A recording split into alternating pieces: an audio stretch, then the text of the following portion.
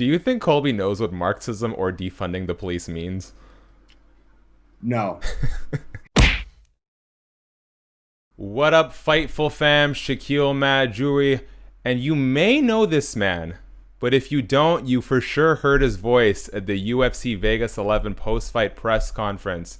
He is with Cage Side Press as well as MMAsoldier.net. Rodney James Edgar, how are you, sir?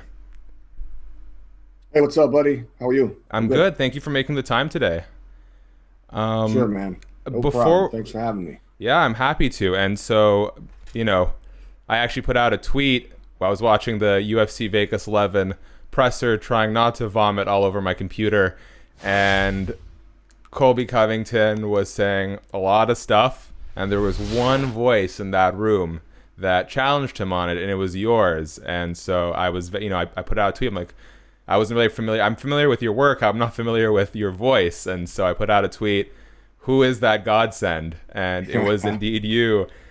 So I guess my first question is, what compelled you to question Colby Covington on his more incendiary statements about Tyron Woodley and Black Lives Matter, calling him a domestic terrorist sympathizer, a criminal sympathizer, a communist, a Marxist?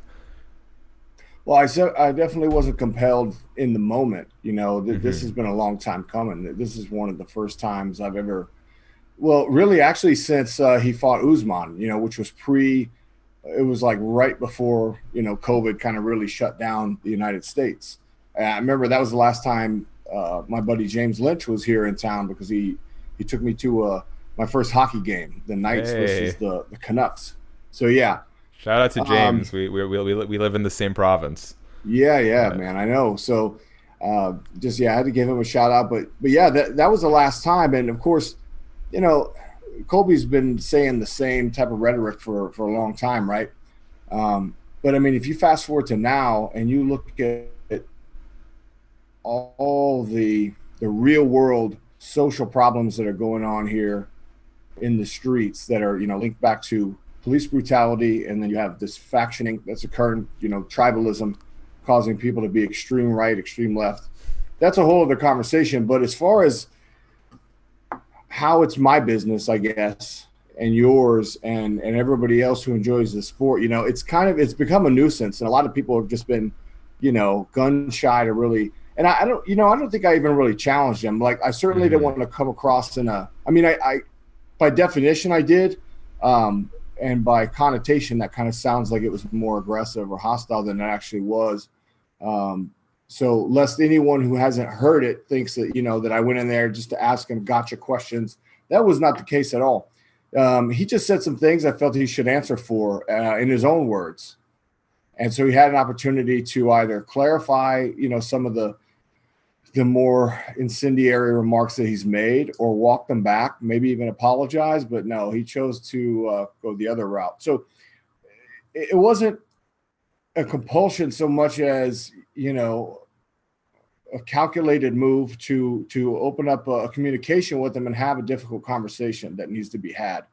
Because this is not a WWE storyline where it's just a harmless, back and forth. I remember like in the 80s, they had Sergeant Slaughter, defected to Iran, right? Yeah. And became, Iron Sheik. it was such a heel, like they had to actually escort him out of there with security, right? But that's just wrestling fans and their bubble getting caught up in the moment. Now we're talking about real world consequences, and you start to slander, Black Lives Matter with a broad brush. And, when you call your opponent after you've already beaten him, after he's given you a respectable fight, and he certainly hasn't been as hateful and mean-spirited as Colby was to him. I don't think ever, really. I mean, did they talk trash? Sure. But Colby just takes it to a whole nother level. And again, we're talking about stuff that has real world consequence. And meanwhile, just a few days before that, he's palling around with, the president and Dana White. And so maybe that caused, Tyron Woodley to feel isolated in a certain way and why he acted the way he did. But for Colby to come out and say in just a span of 2 days, he's a racist, he's a terrorist sympathizer, he hates America, he supports criminals. I mean, imagine if someone were to say those things about you. I'd want you to answer for it in your own words, because those are some pretty harsh allegations. And again, it goes well beyond just trying to sell a fight and create hype. I mean, that's disrespectful, and it's also dangerous. I agree. I think I myself and a lot of fans have been guilty of giving Colby Covington a pass for a long time because we're like, okay, it's a gimmick. He's playing it up. It's low brow and it's cheesy and it's distasteful, but it's effective and to some degree it's entertaining. But the way he doubled down on his statements on Saturday night they're troubling. The comments were dehumanizing, and at some point you got to say, like, look, this is not appropriate. Like you said, this is dangerous. And if he's not able to reel it in, I think there's responsibility on all parties to speak up, speak out, or try and mitigate that voice a little bit. What did you gather from his responses? Because personally, he didn't really seem to have anything intelligent to justify his stances with. Yeah, well, the first thing that went through my mind was you need a publicist. In fact, it's funny, but I actually even I was thinking that about Tyron Woodley the other day whenever he was being very shut down and closed off at the press conference. I actually had to miss that because we had a very crazy situation that happened at work, but I couldn't leave. But I did watch the press conference, and I thought, if Tyron Woodley is wanting to use that platform to talk about, human rights and equality, I don't know. Is it more incumbent upon him to take the conversation in that direction, or would it have been better? Like if I was there as media, I would have asked him, to talk more about that. And I was hoping that, if he hadn't gotten transported to the hospital, we got to talk to him about that after the fight.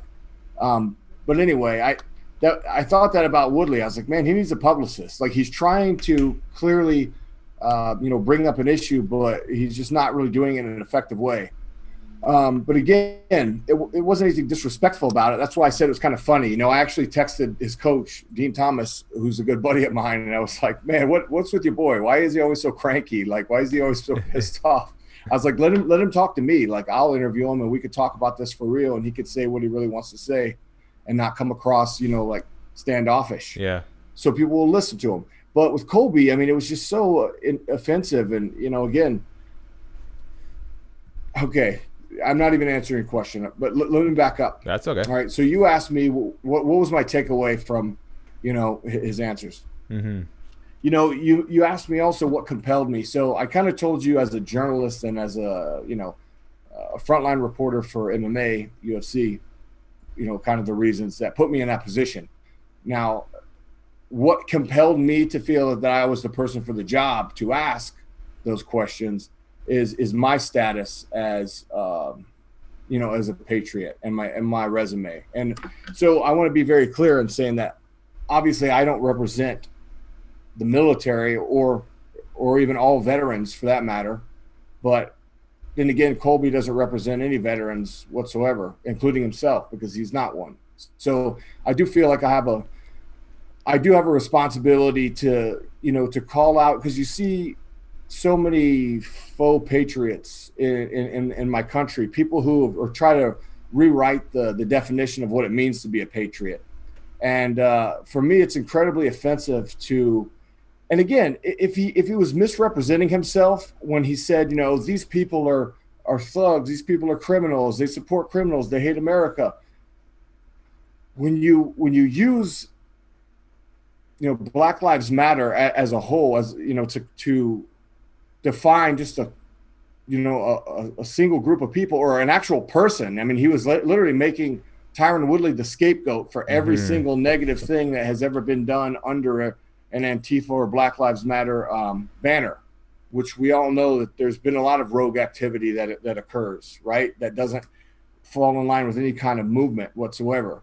But when you come across saying all of those things about how these people are not hard working true Americans, it sounds like what you mean is these people as in minorities. And so, and again, if it's a dog whistle, I mean, clearly it is online, right? We see all types of scum come out of the woodwork when people spew this kind of rhetoric. But I mean, if that's not what he meant, that was his opportunity to clarify. Agreed. So Yeah.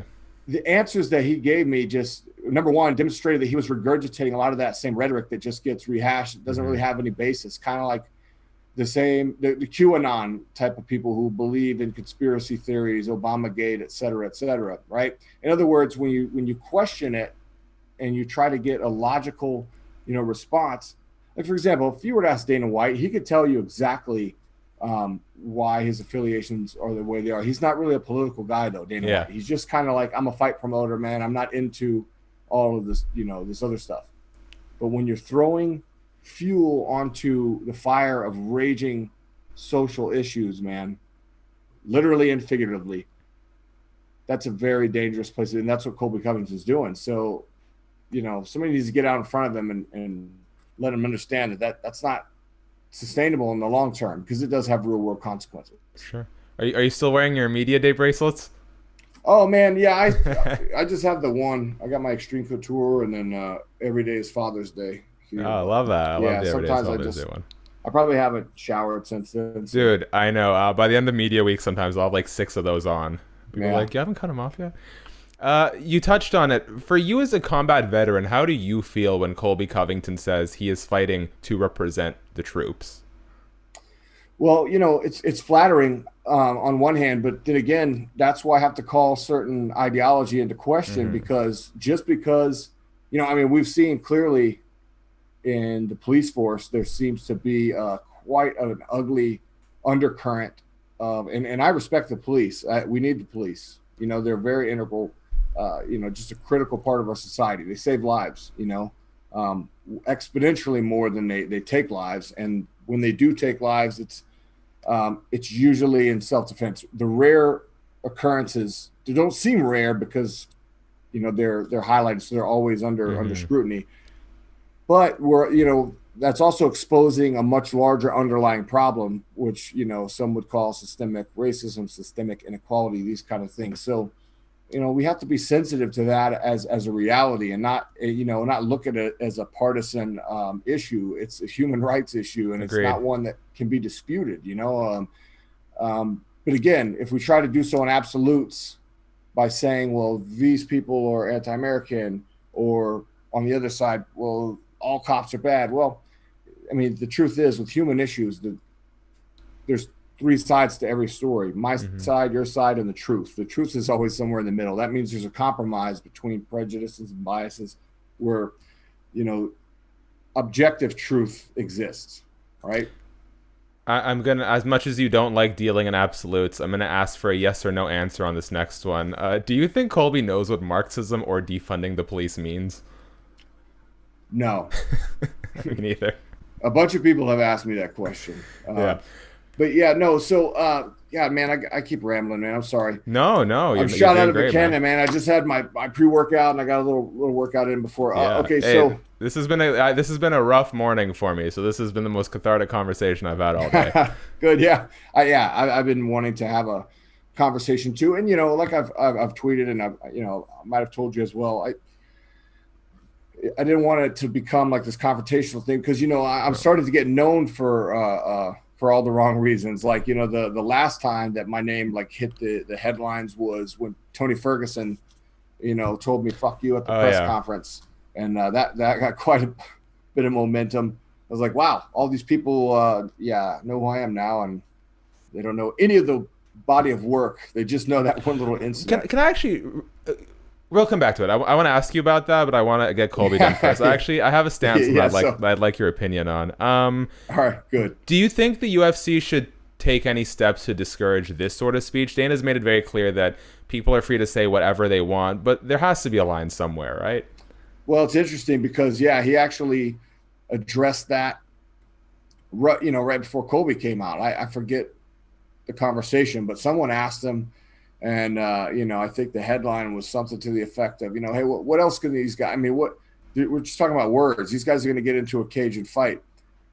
Words, yeah, that's one thing. But when you're talking about disrespecting a whole entire other group of people or another person, like when Colby defeated Robbie Lawler and then he chose to slander, Matt Hughes, by right after he beat Robbie Lawler and said those nasty comments about hey, you should get Lawler, you should have took or Matt Hughes should have took your advice or something like that, like get off the tracks because the train's coming, something like that. And it's like, dude, really? I mean, this guy had a life-threatening injury, and then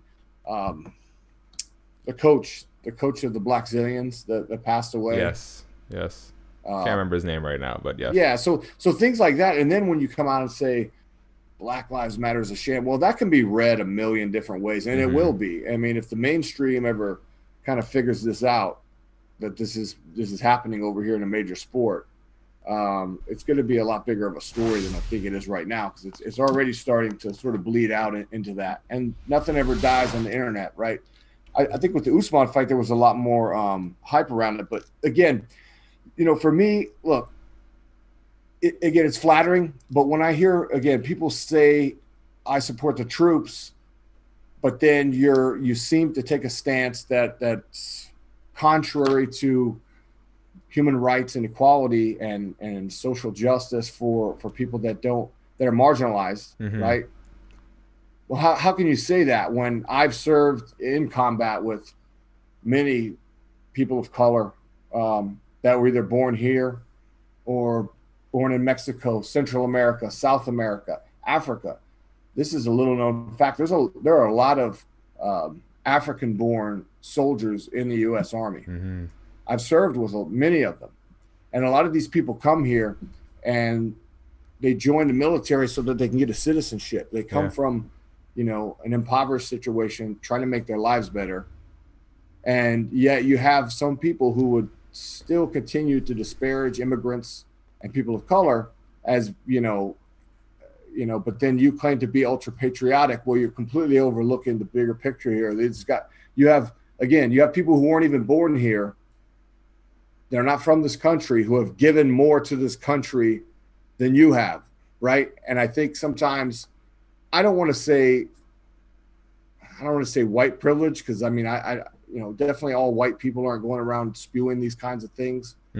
But he's definitely in a position where he can kind of say that with no like real backlash. A lot of the stuff I've seen from fans or people from kind of outside of our bubble of MMA have looked at Colby's comments, said, "Oh, so where's everyone to tell you to keep politics out of sports?" Yeah, it only happens when it's a majority of black athletes that are doing it, right? Yeah, if it's a white person, we're not seeing really any backlash, and we've seen similar offensive, racially offensive things from Mike Perry. I've written about that as well. So there doesn't seem to be any. There should be a line there to answer your question when it comes to that. When it comes to race, when it comes to, they certainly have a hot button for sexual orientation or anything that offends LGBT, because Dana White will bring the hammer down on you in a heartbeat. But is that because that's a group that's going to tend to be more vocal in their outrage than, let's say, the black community, who's really not fully embraced UFC as a household name? In other words, it largely falls under the radar, I think, sometimes for those folks. Yeah, and I think we saw with the original UFC's original attempts to upstart events during the initial COVID pandemic. The media, the MMA media, was complaining about it, but we only kind of served as a bridge for the New York Times to pick it up, and that's when we saw something really happen. And so, like you said, I feel like our community can cause all the ruckus we want, but until it reaches a more global platform or publication with more leverage, we're not going to see anything done about it. Yeah, and the other thing is too, like I know, like I said, I'm in a rarefied air. I was in a unique position to ask him that question because, and I was able to tie two things together that he himself said, on his Instagram post the day before the fight and the day of, I believe, or within that 2-day span. And so the very first thing I said was, well, you said that you were going to dedicate this fight to first responders, the military. Do you have anything that you would like to say? And I know that he knows who I am, and I know that he knows I'm in the military. So that's why I stood up I had, we all had our COVID masks on. I had my camouflage army mask. Yeah.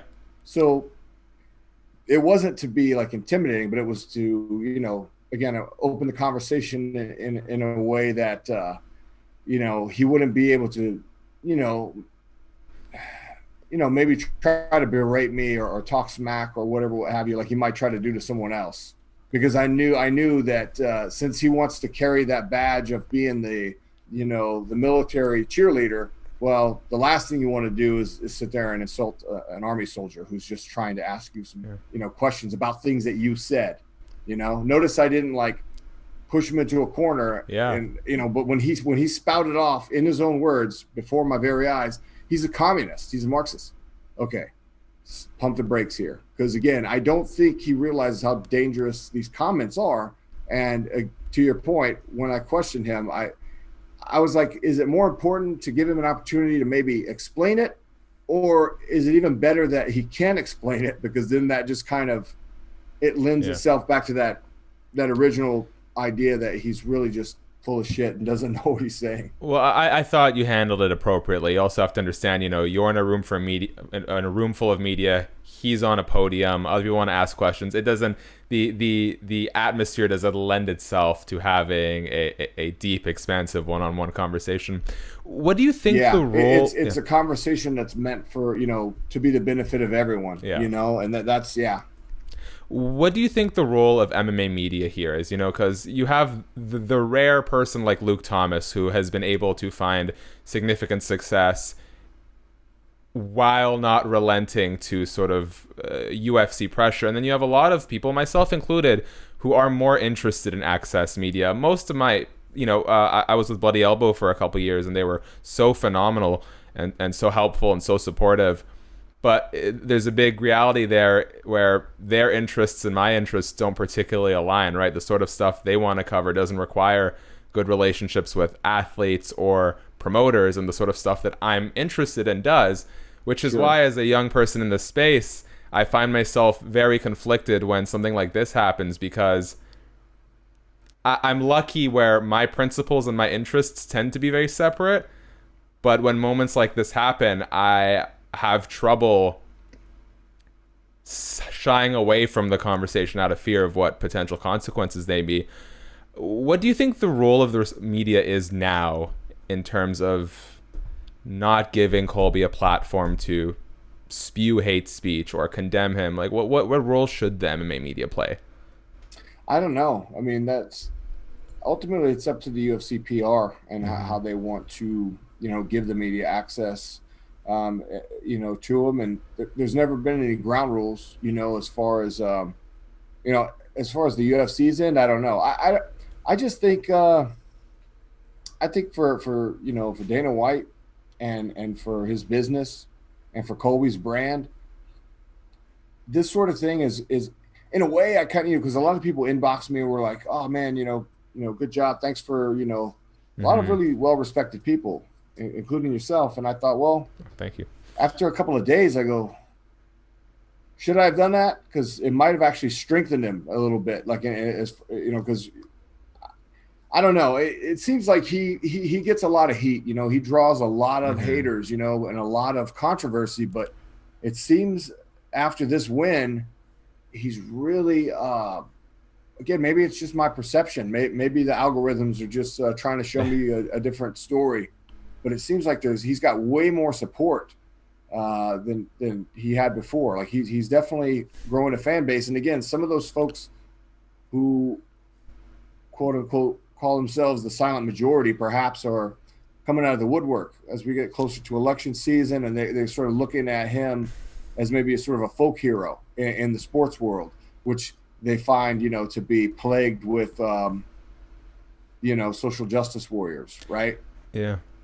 Now that we've seen how far Colby is willing, whether you want to call it a gimmick or an extension of who he really is, now that we've seen how far he's willing to take it, is there a degree of responsibility on MMA media to not sensationalize him and the way he speaks, to perhaps be more critical of him, or to not give him the exposure when he's doing stuff that doesn't pertain to fighting, when he is spouting off insensitive, racist remarks to draw a reaction? Should we stop giving him those platforms?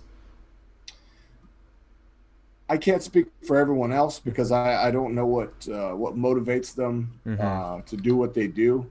I do know this. I don't answer to anyone. I mean, I work closely with my senior editor, Jay Anderson at Cage Side Press. Very, very liberal as far as how creative he allows us to be, and the different aspects of media that we create, whether it's written, podcasts, video, etc. Right? So I love that guy, and I love him for that opportunity. MMAsoldier.net is owned by me, and it's basically for an archive for a lot of my video and audio interviews, and then my YouTube channel, and then I put Bellator and UFC press releases on there on the news wire. I don't really sit there and write on it too much because it's more just kind of a hub. But for me, I like pure journalism, which is probably why I don't make a ton of money doing it. I like a story. I like I like something that can inspire you to read beyond the headlines. In other words, not just in my story itself, but in general. So I like to take a deeper dive and kind of find to me, there's a lot of interesting sports news that came out of this last UFC fight. But to me, the most interesting newsworthy news was, of course, this Colby controversy, because we saw him, speak in a way that was more offensive than he ever has before.